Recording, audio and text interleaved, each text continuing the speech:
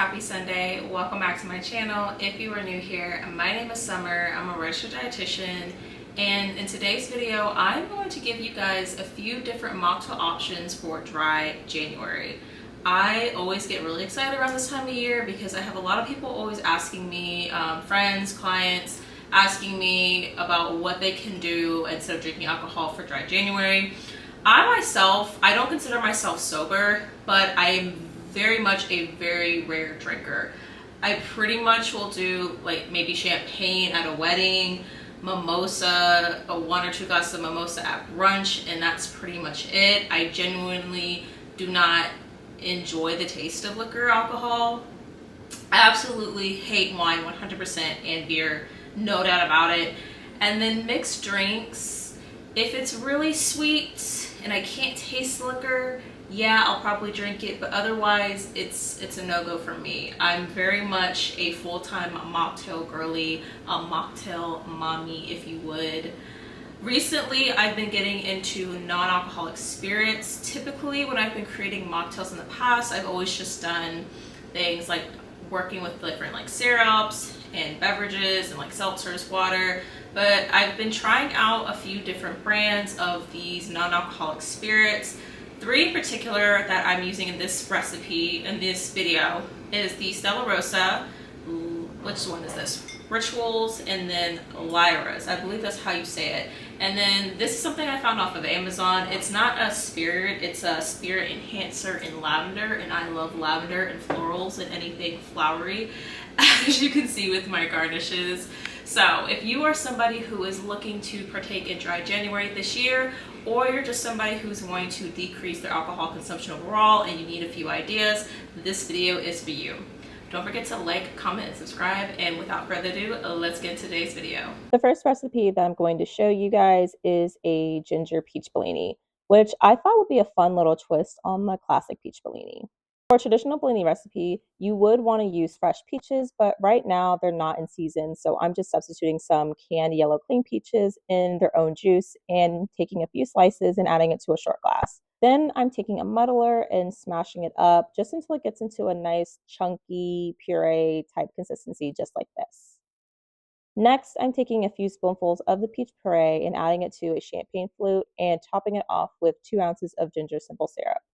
You can do store-bought syrup or make your own. I did do store-bought just because I'm lazy, but also wanted to make sure I had a strong ginger flavor that I didn't feel like I was going to get by making it myself. Next, I'm taking the champagne flute and swirling around the peach and ginger mixture to help emulsify the flavors. And instead of using a non-alcoholic wine or Prosecco alternative, I'm using the Stella Rosa peach non-alcoholic drink because I felt like adding it with the peach and ginger mixture would just elevate the flavor profile more than if I was using a traditional Prosecco alternative. Plus, it also gives more of the brunch type vibes. Now, if you're really short on time or just don't want to do a full Bellini recipe, you can just use the Stella Rosa peach drink on its own. And of course, you can't have a good mocktail without a cute little garnish. I would normally garnish this with a peach slice, but since I'm using canned peaches, they are a little bit more fragile, so it was just going to fall apart if I tried to put it on the rim. So instead, I'm just using edible flour that I got from Whole Foods, and I think it does the trick pretty well. For our next mocktail, I'm doing a twist on a traditional gin and tonic by doing a lavender pink gin and tonic. Starting off by adding some ice to a tall glass, I decided to use some of the ice from my flower rose mold because if you couldn't already tell, I have a little bit of like a floral theme going on, mainly because I have an obsession with flowers. That's slightly unhealthy, but that's another story. For my gin alternative, I'm using the pink London Spirit from the brand Lyre's. I think that's how you pronounce it. I absolutely love that this is a pink color because it gives very cutesy, girly brunch vibes, and I'm very into it. This brand also has a lot of different spirit alternatives available. So if you're somebody who's really getting into mocktails or just trying to decrease your overall alcohol intake, but still kind of wants a similar taste of alcohol, but not necessarily all of the side effects that come with it, definitely check out their other products. I'm using 2 ounces of gin for this recipe. Then I wanted to add a little bit of flavor to this, so I'm using a lavender spirit enhancer from this brand called Jardin or Jardin that I found off of Amazon. I'm just swirling the bottle around a little bit to get some of that glitter effect, and then I'm adding about an ounce to the glass. If you want a little bit more of a stronger lavender flavor, you can do an extra half an ounce. And of course, you cannot have a gin and tonic without tonic, so I'm adding about 4 to 5 ounces to top off the drink, and I'm using a bar spoon to mix everything up together. So I didn't know this before, but apparently tonic has sugar added to it, unlike club soda. And I didn't know this because I've never had a gin and tonic, so I just didn't know. But the added sugars to help cover up the quinine or the quinonine, I don't know how you pronounce it.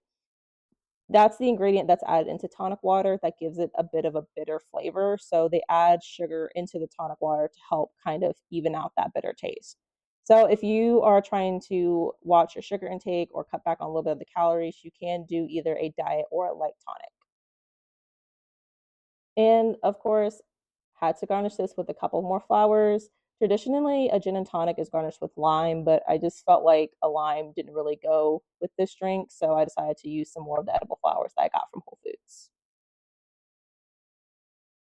And of course, it would not be a brunch themed mocktail video if I did not include a classic espresso martini. Or I guess I should call it a no-spresso Martini because it doesn't have alcohol in it, and I'm not even using actual espresso. I'm using cold brew coffee instead because I don't have my espresso machine with me. And before y'all say anything about not using actual espresso, you can still get a good thick foam that's the classic signature look of an espresso martini by using cold brew coffee, and I'm going to show you how. First, you're going to add about 2 ounces of the cold brew coffee into a shaker and 2 ounces of an alcohol alternative. I'm using the rum alternative by the brand Ritual. For the simple syrup, only do about half an ounce because you want it to be a little sweet, but not too sweet because you still want that rich coffee bitter flavor that you get from a traditional espresso martini. And now I'm going to show y'all how you can get that really thick foam look instead without having to use espresso. You're going to take the shaker and you're going to swirl around the coffee mixture for about 1 to 2 minutes, kind of how you would do a wine glass. Then you're going to take a handful of ice. And when I say a handful, I mean a handful. Like I added probably 5, 6, or 7 ice cubes to this just because I want to make sure it's fully submerged. Then you're going to pop on the lid very tightly and then you're going to shake it like a salt shaker for a good 2 to 3 minutes. And when I say shake, I mean you really want to shake it. You want to go up and down, side to side, all around town. Just shake it as vigorously as you can for those 2 to 3 minutes. You want to shake it so hard that some of the ice actually kind of cracks and turns into a little bit of crushed ice, and you can hear it. That's how you know that you're doing it right. If you can't hear that crushing ice sound, you're not doing it hard enough. The next step to creating that perfect foam for your drink is you're going to do a double strain. You're going to take a small strainer and put it over your coupe glass, and then you're going to strain out the mixture from your cocktail shaker. Then you're going to take the lid off of the shaker and dump everything back out onto that strainer and kind of swirl it around the top of the drink. And that's how you're going to get that double foam. You're just going to swirl it around and get all of that extra foam out.